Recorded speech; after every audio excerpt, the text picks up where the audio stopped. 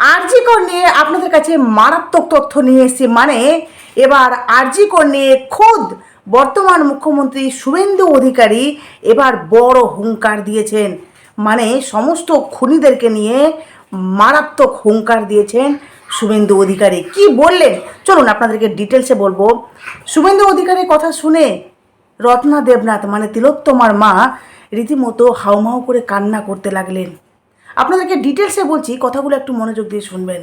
মানে আমাদের বর্তমান সরকার শুভেন্দু অধিকারী যখন থেকে উনি মুখ্যমন্ত্রী আসনে বসেছেন, কোথাও না কোথাও আমরা একটু হলেও আশার আলো দেখতে পেয়েছি। বিশেষ করে আমাদের বর্তমান মুখ্যমন্ত্রী আরজি কর ম্যাটারে মানে আপনারা নোটিশ করলে বুঝতে পারবেন যে উনি কিন্তু সর্বপ্রথমে একটা কথা বলেছিলেন যে আরজি কর আমি এদের শেষ দেখে ছাড়বো। মানে তৃণমূলের আমলে যা আরজি করে দুর্নীতি হয়েছে, যা মানে পর্নোগ্রাফি ভিডিও বা বলতে পারেন যে মৃত্যু বডিদেরকে নিয়ে যে ব্যবসা হয়েছে, সেটার শেষ দেখে ছাড়বেন মুখ্যমন্ত্রী শুভেন্দু অধিকারী। উনি কিন্তু আগেই বলেছিলেন। আজকে যেটা বলেছেন সেটা শুনলে আপনারা চমকে যাবেন বন্ধুরা। তো আপনাদেরকে ডিটেলসে বলছি যে উনি কি বললেন। বলছি যে বছর দুয়েক আগের নারকীয় স্মৃতি আজও দগদগে। আপনারা ভাববেন যে আমি এই কথাগুলো কেন বলছি, সবটা বুঝতে পারবেন। কথাগুলো শুনুন, ঠিক বুঝতে পারবেন যে আমি কেন বলছি আর কি বলেছেন শুভেন্দু অধিকারী। কারণ জানেন আপনারা যে এই যে তিলোত্তমার ঘটনা, যতদিন তিলোত্তমার মা নিজের মেয়েকে বিচার দিতে না পারে, ততদিন কিন্তু তিলোত্তমার জন্য তিলোত্তমার মায়ের মনে বা রীতিমতো আমরাও কোথাও না কোথাও এই ঘটনার যে ঘা, সেটা কিন্তু এখনও দগদগে রয়েছে, তাই না? তো এখানে বলছে যে আরজি কর হাসপাতালের মহিলা চিকিৎসকের ধর্ষণ ও খুনের সেই মর্মান্তিক ঘটনা যা গোটা দেশকে নাড়িয়ে দিয়েছিল, তা নিয়ে মঙ্গলবার রাজ্য বিধানসভার দাঁড়িয়ে হুঙ্কার ছাড়লেন মুখ্যমন্ত্রী শুভেন্দু অধিকারী। বুঝতে পারলেন? আই রিপিট, মঙ্গলবার রাজ্যের বিধানসভার মানে রাজ্য বিধানসভায় দাঁড়িয়ে শুভেন্দু অধিকারী মারাত্মক হুঙ্কার দিলেন।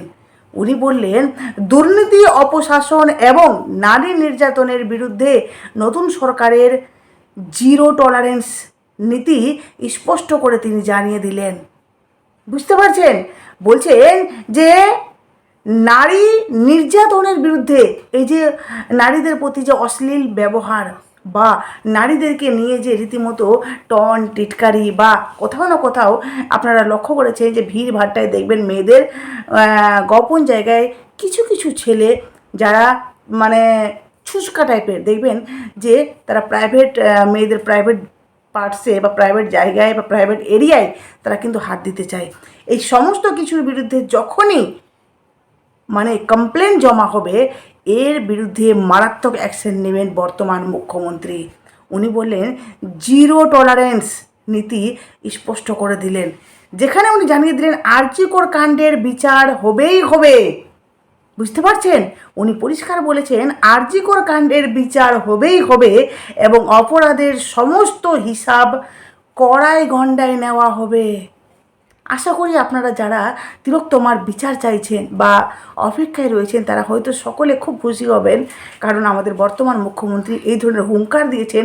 এটা সত্যি আমাদের জন্য বিরাট একটা আশার আলো।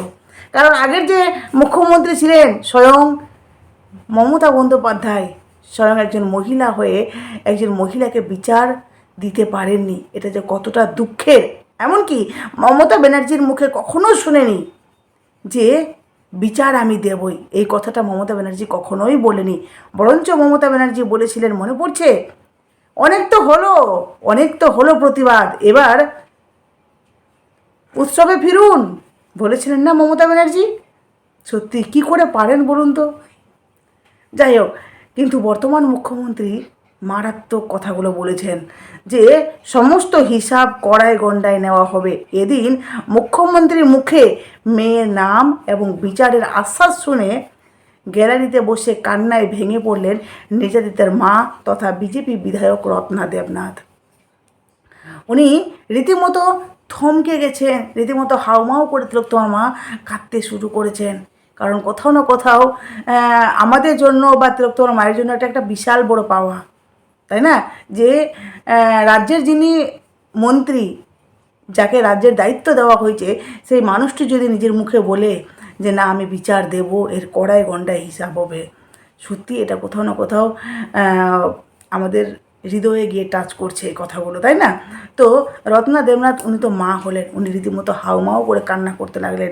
এদিন বিধানসভায় নিজের জবাবি ভাষণে মুখ্যমন্ত্রী স্পষ্ট করে দেন যে রাজ্যে নারী নির্যাতন রুখতে এবং অপরাধীদের কঠোর শাস্তি দিতে সরকার নতুন আইন আনার কথা গুরুত্ব সহকারে বিবেচনা করছে।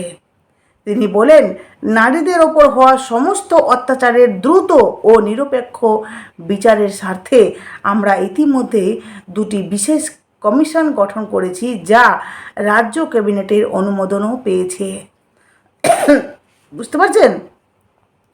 তৃণমূল জামানার একাধিক বিতর্কিত ঘটনার কথা উল্লেখ করে শুভেন্দু জোরের সঙ্গে বলেন, মানে শুভেন্দু অধিকারী জোর দিয়ে বলেন যে আরজি করে প্রকৃত বিচার হবে, অভয়ার বিচার ছিনিয়ে আনতে বাংলার মানুষ এই সরকারকে জিতিয়ে এনেছে।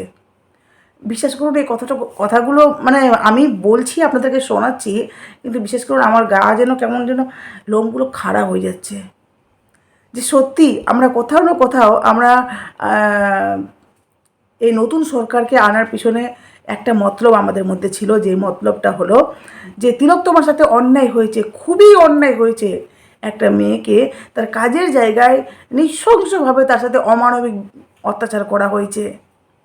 যেই মা নিজের মেয়ের বডিটা দেখে উনি ডেফিনেশন দিতে পারছেন না যে কতটা যন্ত্রণা দিয়ে ওনার মেয়েকে মেরে ফেলা হয়েছে, ভাবতে পারছেন?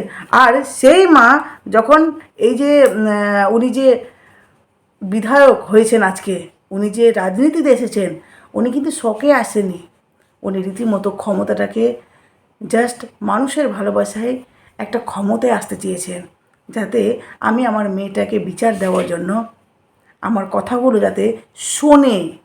কারণ আপনারা জানেন সাধারণ মানুষ তো এদিক ওদিক অনেক দাঁড়ে দাঁড়ে ভিক্ষা করেছেন, শেষে বুঝতে পেরেছেন যে না, বিচার পেতে গেলে আমাকে ক্ষমতায় আসতে হবে। কারণ আমার কথা শোনার জন্য যাতে মানে আমি যে উপর মহলে কথা বলবো, তার জন্য আমার একটা ক্ষমতা থাকা দরকার, বা আমার কথা কেউ শুনবে। আর এই যে নতুন সরকারকে আমরা এনেছি, কোথাও না কোথাও আমরা ভেবেছি যে তৃণমূলে আমলে অনেক অত্যাচার হয়েছে, আর না, এবার পাল্টানো দরকার, আর ঠিক পাল্টেছে। তো বিজেপি সরকার আসার পর এই যে কথাগুলো শুনছি, আর আমরা আশা রাখবো যে বিজেপি সরকার অবশ্যই আমাদের ন্যায় বিচার দেবে। মানে বর্তমান মুখ্যমন্ত্রী উনি বলেছেন যে বিচার অবশ্যই হবে, যার জন্যই এই সরকারকে মানুষ এনেছে বা বাংলার মানুষ চেয়েছে বলেই আমরা এসেছি। ইতিমধ্যে 3 জন আইপিএস অফিসারকে সাসপেন্ড করা হয়েছে, বাকি যতটুকু আবর্জনা রয়েছে তাও পুরোপুরি পরিষ্কার করা হবে। বুঝতে পারছেন? শুধু অভয়া নয়, তামান্নার মাও বিচার পাবেন, বিচার পাবে রামপুরহাটের আদিবাসী কন্যার পরিবারও। সত্যি দারুণ মানে কথাগুলো বলেছেন কামদুনি, হাঁসখালি কিংবা কসবা ল কলেজের মতো সমস্ত ঘটনার সরকার জিরো টলারেন্স নীতি নিয়ে চলবে। এই সমস্ত যে অন্যায়গুলো হয়েছে যেখানে যেখানে, প্রত্যেকটা জায়গারই বিচার হবে, প্রত্যেকটা মেয়ে, প্রত্যেকটা নারী বিচার পাবে। রাজ্যে ক্ষমতার পালাবদলের পর নতুন সরকারের নির্দেশে ধুলো ঝেড়ে নতুন করে খোলা হয়েছে আরজি কর ফাইলস। এই মামলার তদন্তে এবার নজরবিহীন তৎপরতা দেখা যাচ্ছে। মাসখানেক আগেই মুখ্যমন্ত্রী কলকাতা পুলিশের তৎকালীন পুলিশ কমিশনার বিনীত গোয়েল সহ 3 জন শীর্ষ আইপিএস অফিসারকে সাসপেন্ড করার নির্দেশ দিয়েছিলেন। কেন্দ্রীয় তদন্তকারী সংস্থা সিবিআই এর জেরার মুখে পড়েছেন আইপিএস ইন্দিরা মুখার্জি এবং অভিষেক গুপ্তা। তদন্তকারীরা ইতিমধ্যে এই 2 পুলিশ অফিসারের বয়ান রেকর্ড করেছেন। একই সঙ্গে জিজ্ঞাসাবাদের জন্য তৎকালীন সিপি বিনীত গোয়েলকেও তলব করেছিল সিবিআই, যদিও তিনি হাজিরা এড়িয়ে গেছেন। অন্যদিকে ঘটনার নেপথ্য সূত্র খুঁজতে এবার সরাসরি ঘটনাস্থল ও তার পারিপার্শ্বিক এলাকায় সক্রিয়তা বাড়িয়েছে কেন্দ্রীয় গোয়েন্দারা, মানে সিবিআই। সম্প্রতি পানিহাটি শ্মশানে হানা দেন সিবিআই।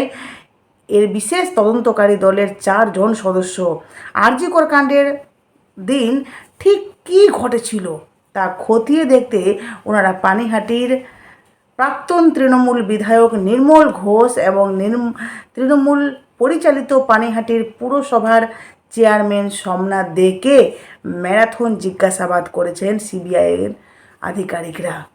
ইতিমধ্যে আরজি কর নিয়ে এতদূর অবধি আগানো হয়েছে, তবে যে কথাগুলো শুভেন্দু অধিকারী বলেছেন, বিশ্বাস করুন আমরা এইটুকু বলতে পারি এই অবধি দাঁড়িয়ে যে আমরা বিচার পাব, তিলোত্তমার মা বিচার পাবেন, এটা উনিও আশা রাখছেন, আমরাও আশা রাখছি।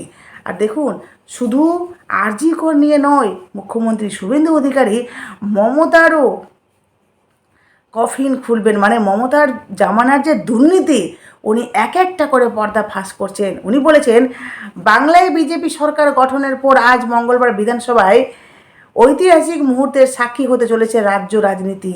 মুখ্যমন্ত্রী পদে অভিষেকের পর আজ প্রথমবার বিধানসভার নির্দেশ প্রশাসনিক দর্শন নিয়ে বিস্তারিত বক্তৃতা দিয়েছেন শুভেন্দু অধিকারী। নবান্নের 14 তলার সূত্রের দাবি, এই বক্তৃতার স্রেফ সৌজন্য নয়, বরং মমতা বন্দ্যোপাধ্যায়ের জামানার 15 বছরের প্রাতিষ্ঠানিক দুর্নীতির কফিন খুলে একের পর এক গোপন নথি সামনে আনতে পারেন মুখ্যমন্ত্রী শুভেন্দু অধিকারী। এর আগে স্পিকার নির্বাচনের দিন বিধানসভার শুভেন্দু অধিকারী বক্তৃতা দিলেও তা মূলত পরিষদীয় বিষয় আশয়ের মধ্যেই সীমাবদ্ধ ছিল। তখন তিনি সবেমাত্র মুখ্যমন্ত্রীর চেয়ারে বসেছিলেন, সবটা বুঝে ওঠার সময় পাননি উনি। কিন্তু গত কয়েক সপ্তাহের মধ্যে নবান্নের অলিন্দে বিস্তর হোমওয়ার্ক সেরে ফেলেছেন মুখ্যমন্ত্রী শুভেন্দু অধিকারী। মমতা বন্দ্যোপাধ্যায়ের জামানার পুরনো ফাইল ঘাটাঘাটি করা, দপ্তর ধরে ধরে বিগত 15 বছর হিসাব নিকাশের অডিট রিপোর্ট খতিয়ে দেখা এবং প্রাক্তন মুখ্যমন্ত্রীর বিবিধ ফাইলে, মানে মমতা ব্যানার্জির বিবিধ ফাইলে দেওয়া অনুমোদন ও ফাইল নোটিং এখন শুভেন্দুর নখদর্পণে। আর সেই সব বিস্ফোরক তথ্য নিয়ে মঙ্গলবার বিকেলে বিধানসভায় বোমা ফাটাতে পারেন তিনি। জানিয়ে রাখা ভালো, শুভেন্দু মুখ্যমন্ত্রী অধিকারী যেহেতু মমতা বন্দ্যোপাধ্যায়ের জামানাতেও মন্ত্রী ছিলেন, তাই তৃণমূল ছাড়লেও সিনিয়র আইএএস ও পুলিশ কর্তাদের অনেকেই তার সঙ্গে যোগাযোগ রাখতেন। ফলে মমতা সরকারের কোথায় কোথায় অনিয়ম ও দুর্নীতি হচ্ছে তার কিছু ইঙ্গিত তার কাছে আগে থেকেই ছিল, মানে শুভেন্দু অধিকারীর কাছে আগে থেকেই ছিল। বাজেট অধিবেশনের গুরুত্বে রাজ্যপাল আর এন রবি প্রথাগতভাবে ভাষণ দিয়েছিলেন। মঙ্গলবার তারই ধন্যবাদ প্রস্তাবের জবাবি বক্তৃতা দেন মুখ্যমন্ত্রী। বিধানসভা সূত্রে জানা গেছে, এদিন বিকেল 4:30 নাগাদ বক্তৃতা দিতে উঠতে পারেন তিনি। সূত্রের দাবি, স্রেফ তোলাবাজি, সিন্ডিকেট রাজ কিংবা কয়লা ও গরু পাচারের মতো চেনা অভিযোগ নয়। শুভেন্দু অধিকারী মঙ্গলবার নিশানা করতে পারেন খোদ, আর নিশানা করেছেন, এই ঘটনাগুলো ঘটেছে খোদ মমতা বন্দ্যোপাধ্যায়ের নেতৃত্বে পরিকল্পিত ও সংঘবদ্ধ প্রাতিষ্ঠানিক দুর্নীতিকে নবান্নের 14 তলায় বসে কিভাবে প্রাক্তন মুখ্যমন্ত্রীর নজরদারিতে সবটা চলতো তার সুনির্দিষ্ট খতিয়ান তুলে ধরেছেন শুভেন্দু অধিকারী।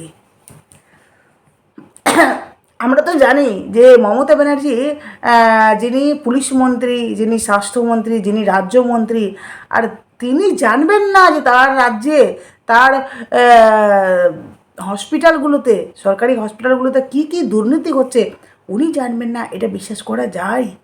পুলিশ মন্ত্রী হয়েও পুলিশের যে দায়িত্ব ঠিকঠাক মতো হচ্ছে না, উনি সেটাও ঠিকঠাক খেয়াল রাখেননি। এর মানে কি ওনার সব কিছুতেই ছিল সহমত? বলছে যে সামাজিক প্রকল্পগুলিতে কিভাবে আসল প্রাপকদের বঞ্চিত করে দলীয় স্তরে ভুয়ো নাম ঢোকানো হয়েছিল। 100 দিনের কাজের কেলেঙ্কারি, লক্ষ লক্ষ ভুয়ো জব কার্ড তৈরি করে সরকারি টাকা আত্মসাতের খতিয়ান, আবাস যোজনার দুর্নীতি, পাকা বাড়ি থাকা সত্ত্বেও শাসক দলের পছন্দের লোকেদের কিভাবে ভুয়ো বেনিফিশিয়ারি সাজিয়ে ঘর পাইয়ে দেওয়া হয়েছিল। শিল্প আনতে বিদেশ ভ্রমণের নামে বিপুল খরচ, টাটাকে পশ্চিমবঙ্গ থেকে তাড়িয়ে বিলেতে টাটার মালিকানাধীন হোটেলে দৈনিক প্রায় 4 লক্ষ টাকার সুইটে থাকা সরকারি অনুষ্ঠান ও প্রশাসনিক বৈঠকে প্রয়োজনের অতিরিক্ত অর্থ ব্যয়ের খতিয়ান, আইন ও নিয়মকে বুড়ো আঙুল দেখিয়ে টেন্ডারের নামে সরকারি জমি ও বহুমূল্য ভবন কাছের মানুষদের পাইয়ে দেওয়ার চাঞ্চল্যকর তথ্য। বিকেল 4:30টার পর বিধানসভার অন্দরে শুভেন্দু অধিকারী বাস্তবে ফাইল খোলেন ও তার অস্তিন থেকে কী নথি বের করেছিলেন, এখন সেদিকে কিন্তু যেই তথ্যগুলো শুভেন্দু অধিকারী বলেছেন সেদিকে সকলের নজর রয়েছে, আর সেটা নিয়ে আগামীতেও মারাত্মক কিছু হতে চলেছে। জাস্ট আপনারা ওয়েট অ্যান্ড ওয়াচ, আপনারা দেখুন আর একটু অপেক্ষা করুন শুভেন্দু অধিকারী কী খেল দেখায়। তবে আরজি কর ম্যাটারে মারাত্মক কথা বলেছেন। যাই হোক, আপনাদের অবশ্যই মূল্যবান মতামত দেবেন।